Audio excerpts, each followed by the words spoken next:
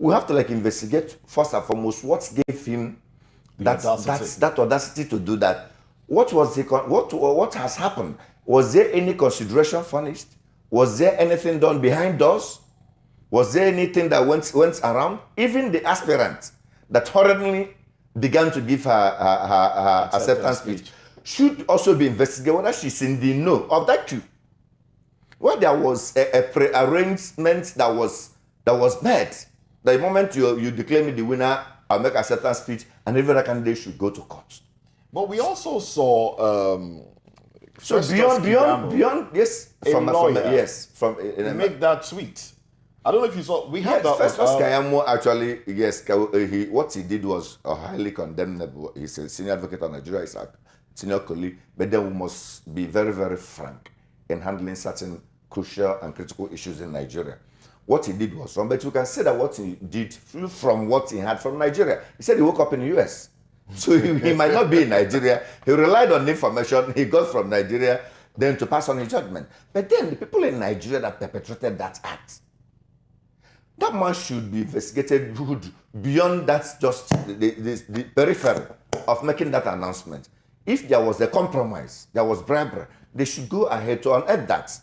And also, appropriate punishment should be meted to him. Apology should not be accepted because people can do it tomorrow and say, let us go and apologize. That's the danger of allowing certain things to be embedded into the system. Another one again is that he should be sacked and he should be properly prosecuted and thorough investigation conducted with respect to what actually instigated that action. That action is not just ordinary. He can't just usurp the powers of returning officer for nothing. No, he's a lawyer too by profession. He should understand the provisions of the law and whom the law empowers to make such announcement. So for him to boldly usurp the powers of the returning officer and went ahead to announce a result that doesn't exist, and then no, it's not something that the system should just like treat with peace glove. All right, I've been told that we have the tweet by SAN Festus Keyamo. I'm interested in this tweet because now we have lawyers here. The Rec himself is a lawyer, and another lawyer, respected lawyer for that matter, made this tweet. He said, just woke up in the US. I don't think that's an excuse, but hey. To this wonderful news, I am screaming my head off here. This is such a glass-shattering watershed for the women of Nigeria. Huge congratulations to my sister, Senator Aishatu Dahiru Ahmed Binani in bracket. At a point in the struggle, we were speaking like a dozen, we're speaking like a dozen times a day on phone. Special thanks to all those who worked so hard for this. Special thanks to the good people of Adamawa State for smashing these hoodoo of gender bias. Special thanks to the APC for making this possible. Special thanks to President Muhammadu Buhari for providing such sterling leadership. Special thanks to Nigerians for your support. And let's see the continuation there. Okay, well, and and then we have responses. People did respond to that tweet. People said, is he okay? Is he well? Is he normal? Special thanks to the president, Inec, and every other person. You're thinking, this feels like his own tweet was also pre-edited, ready to post. That's the way it feels.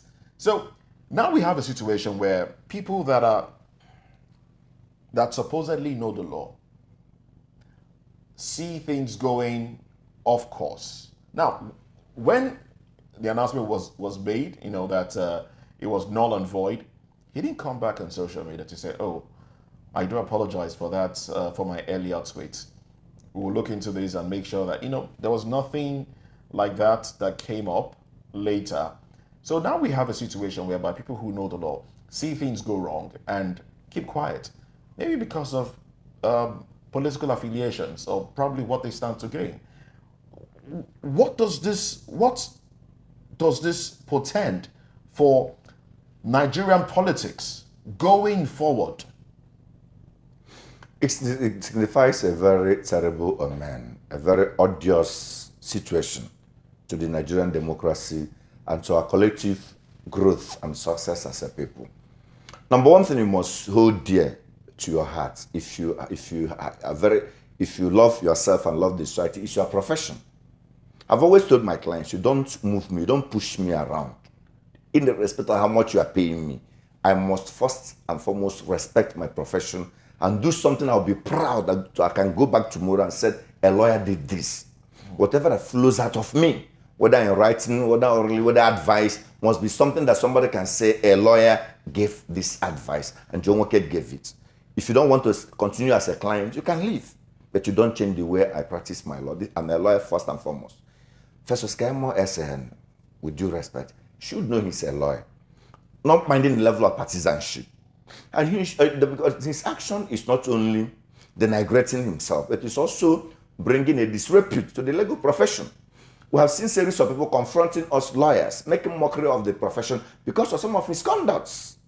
He has allowed partisanship. He's a I know him very personally. He knows me well because I brought him to school as a student when I was in University of Nigeria. I know him very well.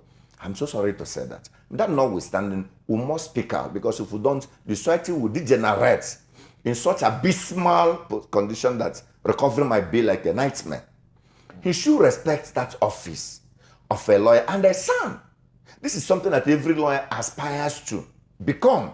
That even when you are doing well as a lawyer, people begin to call you my SI, because they know that this is the pinnacle of the legal profession as a lawyer, and it's a respected title in law. That's what I call my learner's seal, my seal. He should consider that first. And he's a fulfilled man, even before going into politics. The level of his success, chambers and everything, is enough for him to stand on that and still maintain his name. Now he's into politics. He should draw a line between partisanship and then his profession, and between partisanship and respect for the nation, and between partisanship and concern for the welfare of Nigeria. As a former human rights lawyer, he started from that background. He's a former now, because from his actions, he's no longer aligning with the struggles of the common people. He's now working with the bourgeoisie. But that is quite wrong. He should learn from other senior lawyers.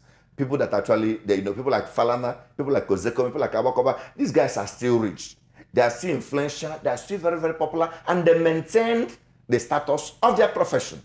Now, let us assume, even though we don't consider the fact that he, like I said earlier, he acted based on information that flew from Nigeria, since he said he woke up in US.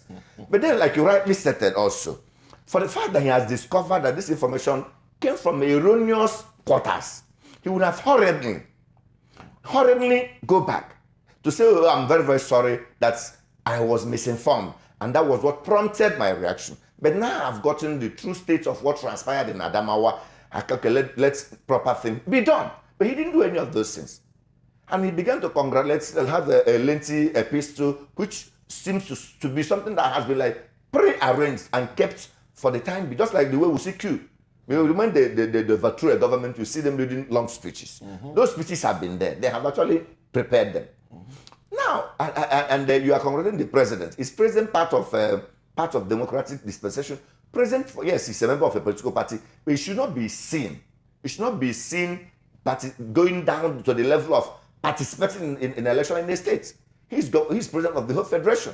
But this is a country where you see a president, yes, being deeply involved, using the federal apparatus, using the federal might, using the federal resources, using the federal security networks to suppress people in the states. Look at what is going on in Adamawa State. I know a police officer who is from Adamawa. We're making I have a general conversation somewhere. He happened to be from Adamawa. He said, lawyer, I'm from that state you talk about. He said, I know these two people very well. He told me, he said, lawyer Joe, he said, look, it will be difficult. I'm just saying it. I'm not taking sides. I'm just saying what he said. It will be difficult for Binani to unseat Fintere. We are from that place. He said, Binani is good, but Fintere nobody has done what he did in Adamawa. It's in terms of civil service. So they say 60% of their people are civil servants in Adamawa State today. And he pays them. He cleared all the backlogs, he pays them, but he's not sharing money. But he concentrates on the welfare of the people. He said Binani can come in after Fintere, but it will be difficult for Binani to defeat Fintere. That policeman, just said that. The policeman just said that. He said it will be difficult, but the problem is that the powers that be, the federal authority wants to by all means to ensure that that woman enters. So let us allow democracy, allow the people to decide. Impository democracy doesn't go well for the welfare of any people. Let the will of the people decide who governs them. Now, interestingly, I, as a person, as an individual, I would love a situation whereby a woman becomes a governor-elect in Nigeria. You know, it's, for me, it would have given me so much joy.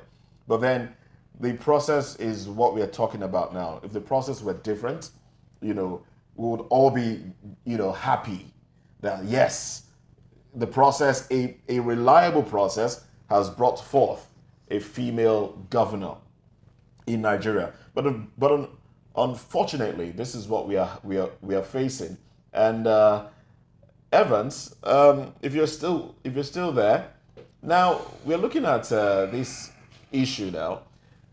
Does this throw more questions on the presidential election, the conduct of Inec during the presidential election? Does this bring up more questions and the credibility of that election?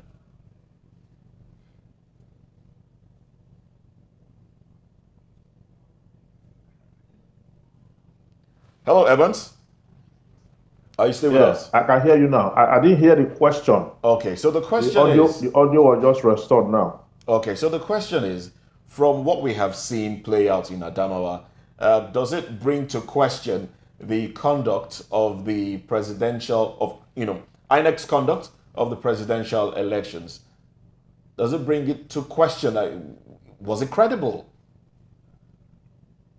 Well, the presidential election was not credible. I mean, that is clear on public space. The only thing we are waiting for is the judiciary to say, to give its own opinion about it based on law. What we saw practically, that is the evidence, it was not credible at all. Where in a presidential election where you have two states that have the same results cannot be credible. A presidential election where you have vote buying cannot be credible, where ballot snatching and all that, where there are a lot of qualification and disqualifications and all that, couldn't have been credible. Okay, like I said before, it appears we are going back in our electoral structure. By now, one would have thought that we should be going forward, developing our laws and bracing up to the future with the right kind of human capital and the right kind of processes. But that is not the case. It's not the case at all. INEC was never ready for this election. They have consistently proven that they were not ready. They were only moving up and down from one place to the other, from one Chatham House to the other to tell the world that they are ready. Whereas internally and psychologically, they were unready for the election. And that is why it turned out this way. Look at on the day of the election, in some polling units, up to 12 noon, 1 p.m., INEC officials were nowhere to be seen in many of the polling units. Does that show that they were ready for the election? Even when the election kicked off, we saw a lot of issues. They were able to upload the results from the polling unit in the National Assembly elections, or the Federal House. And then for the presidential, they were unable to do that. And then they say it's network and technical glitches. I don't know what they're talking about. INEC is not ready for this election. And you see, we must have a way of punishing INEC. We must have a way of punishing INEC. INEC is as good as the CBN. The two institutions are on a steady decline. They are on a concurrent decay. The reason those who lead this institution are not punished is what I don't understand. Now, when you say we must have a way of punishing INEC, what do you have in mind? What sort of punishment do you have in mind that should be meted out to the INEC? Sanctions. What kind? People who are responsible for discharging their duties as specified by law are in dereliction of their duties. if a man is in dereliction, what is the civil service rule talking about? What's the provision, the civil service? He must go through, depending on the level of infraction. It could be suspended, it could be dismissed, it could be, both could happen and it could be prosecuted, depending on the level of infraction. So before we come up with the final report for the 2023 election, the final report, that report should contain recommendation for prosecution, suspension and dismissal of Inec officials who threw caution to the wind. We saw one, the one in Adamawa. There are many of them too. There are some of them who collected money, and some of them who mutilating the collation results, cancelling, tipexing, and doing all sorts because they have collected money. Until we got to a point where people are you assuming will discharge their function without thinking about what to eat. Do we have It appears evidence we are to going anybody nowhere. collecting money? Do we have any evidence to anybody collecting money, or it's just an assumption that they probably would have collected money? No, during the election, okay, during the collation and the processes, okay, we saw this level of impunity where people have been given gratification to act in a particular way. You see, that is why I say investigations will swing in. If investigation swings in, you will come up. It's not for us to state or bring evidence, to come and abuse evidence on the TV. I'm placing this in the courts of the investigative authorities to do so because people couldn't have acted the way they were acting if they had not been given gratification to so act. Okay. And even if it's not gratification they were given, they were doing it for what purpose? It's still illegal. That's what I'm saying. The purposes for whichever purpose, whether it's for the purpose of gratification or for any other ulterior purpose or motive, it is still an offense. That's what I'm saying. Okay, now an investigation should unearth this. I'm going to Barrister Joe now. We've had electoral officers, parties say go to court. If you're aggrieved, go to court. And in some quarters, there is now the belief that the ruling party has the courts by the jugular. And that's why they make it bold to say go to court. Because there's the perception that if you go to court, what we say is what will happen. You will not have your day in court. You might have your day in court, but what we say is what will happen. Do you think that could be true? It ought to be viewed from different dimensions.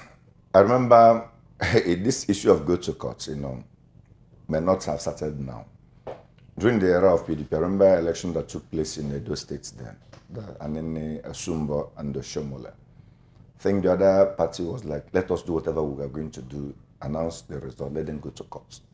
Some believe that going to court, they will buy time.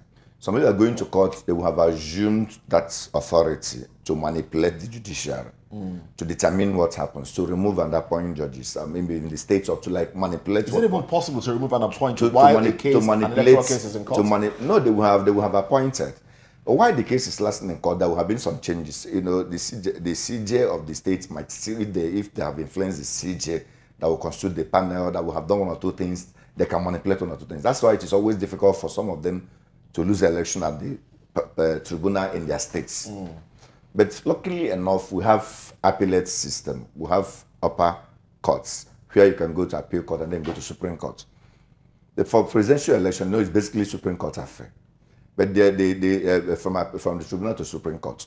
But the challenge you have now is how independent is the judiciary. Because we are beginning to see something as lawyers right now, which portends a very big ominous sign to the judiciary. The level of I'm so sorry, they will forgive me. I hope they're not saying I'm just saying this. Level of appointment of judges. From the time of appointment of judges, there's always a certain kind of line of interest that those judges are to protect. and a certain kind of faction that nominates the judges to be appointed. So when somebody is appointed to represent certain interests, I know, I don't want to say that. I know one lady that was appointed. I knew that the husband is a staunch member of a certain political party. And it was the influence of the husband that actually got her appointed as a judge. So now that husband is still playing politics. Do you understand my point now? Then that judge might grow up to become appeal court justice or Supreme Court justice. You should remember that the bottom part of her appointment was like the husband was a strong political bigwig of a political party. So it would be difficult for that such a judge to now do something that would be inimical or detrimental to the interest of the husband and the husband's party. In most cases, when they throw up appointment of judges, politicians manipulate the system of getting people appointed to the bench. So whenever election issue comes up, in other matters, they might assume a status of neutrality. But when it comes to election petition issues, you discover that, look, we appointed you here to protect our interests. That is the sense of even bringing you in. And that was how you came in. And that was the connection that got you this job. And not merit. So you begin to discover that there are some courts that you can sue federal government now. You'll be rest assured you can never win. There are some courts that a certain matter will be delicate matter will be assigned to. It will be clear to you as a lawyer that you cannot get justice in this court because of the interest this judge represents. You can only get justice if you appeal this matter. So at the court of first instance, you are aware that no matter how good, how sound your argument is, you are going to lose. You only get solace when you go to appeal. So the point now is that let us see what happens at the judiciary. Everybody has been like saying, look, judiciary should redeem her image because now people are making mockery of the judiciary and to a large extent of the lawyers. The ordinary man in the street doesn't see judiciary as last hope of common man. Either they call somebody Supreme Court justice, governor, they say Supreme Court this and that, Supreme Court this and that. So it's not bringing respect to the hallowed chambers. And it's not good for the country. Because these are the people that no matter whatever you do, they are the ones that will say, look, we are going to stop this. We have the capacity to stop this and restore the confidence of the people, both to judiciary and to democracy and to the nation. So when they say go to court, let us see what court will do. We know that a lot of interests will play out in the courts. A lot of influences, a lot of compromises. They are human beings. A lot of compromises, a lot of things will happen. A lot of, gameplay will take place in the court. But we are appealing to the judiciary, please, for the sake of Nigeria and for the sake of our profession. Because somebody is telling me, Joe, do you know it will get to a level that people will hardly hire lawyers again? Because they won't even have confidence in what people can do. Exactly. Why do they even need to hire a lawyer? Why do they even need to go to court if court has become so bastardized? So for the sake of the bench, for the sake of the bar, for the sake of our legal profession, and for the sake of the nation, a lot of people knew what actually happened. Let the judiciary be bold enough to declare the law and to declare justice. Because the problem we have is that in most cases now, most of the cases in court, you hardly see judges declaring justice. They declare judgments. That's unfortunate. And judgments are different from justice. You see justice being benched. The main issue before the court will not be discussed. What will be discussed when the matter was filed, who filed the matter, whether it has the capacity of filing the matter, what of the dates in that suit, was it properly dated, the signature of the lawyers, was the lawyer that's supposed to sign, who compiled the appeal, was it properly compiled, was there a day, 2 days ahead of time? So you now see, you now see all these things. Whereas the substantive issue that should be that borders on what happened in that matter that the judge should look into will no longer be an issue. And most of them are experts in that angle. These are the things they discover, look at the cases and pick out the loopholes, and not even to defend what actually. Those loopholes are in compliance with the rules. But in most cases, it will appear that those there should be a way. Like what happened in one tenancy matter, somebody brought to court. Somebody gave somebody a notice for 6 months, and unfortunately, it was 2 days before 6 months. And the person did not go to court. Within it took 2 months after before he went to court.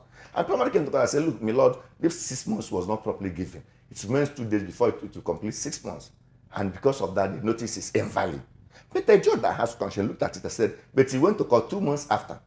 So that 2 months should also be contained in the 6 months he gave you. That his intention was to tell young man, you are going to leave my house in the next 6 months.